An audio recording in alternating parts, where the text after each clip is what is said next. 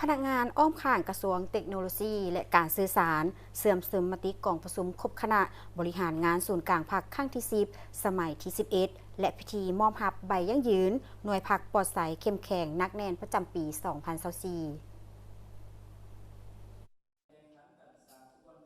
ภายใต้การเป็นประธานของท่านบัณฑิตศาสตราจารย์บเวนคำวงศ์ดารารัฐมนตรีกระทรวงเทคโนโลยีและการสื่อสารมีรองรัฐมนตรีพร้อมด้วยพนักงานลักแหล่งอ้อมข้างกระทรวงเข้าร่วม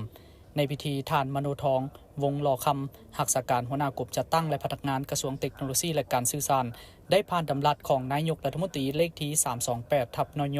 ลงวันที่17มิถุนายน2025ว่าด้วยการแต่งตั้งรองรัฐมนตรีกระทรวงเทคโนโลยีและการสื่อสารแต่งตั้งท่านไซสนะสิทธิพรเป็นรองรัฐมนตรีกระทรวงเทคโนโลยีและการสื่อสารพร้อมนั้นก็ได้ผ่านบทรายงานการก่อสร้างหน่วยพรรคปลอดใสเข้มแข็งนักแน่นขององค์คณะพรรคกระทรวงเทคโนโลยีและการสื่อสารผ่านมติตกลงเลขที่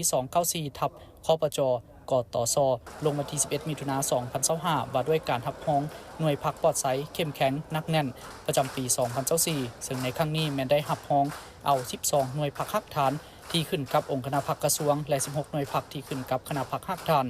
โอกาสนี้ท่านบัณฑิตศาสตราจารย์บเวนคำวงศ์ดาราก็ได้ให้เกียรติเผยแพร่เสื่อมซึมผ่านขยายมติกองประชุมครบคณะบริหารงานศูนย์กลางพรรคครั้งที่10สมัยที่11พร้อมทั้งมีคำเห็นโอ้ล้มต่อกองประชุมโดยได้แนะนำให้บรรดาทานสมาชิกพรรคพนักงานรัฐกรทั่วกระทรวงเทคโนโลยีและการสื่อสารเอาใจใส่ศึกษาโฮมการเมืองแนวคิดมีความอุ่นเอียงทุนเทียงเป็นเจ้าการเข้าร่วมปฏิบัติหน้าที่เวียกงานตามทิศชี้นำของคันเทิงบางออกยกสูงความรับผิดชอบต่อหน้าที่การเมือง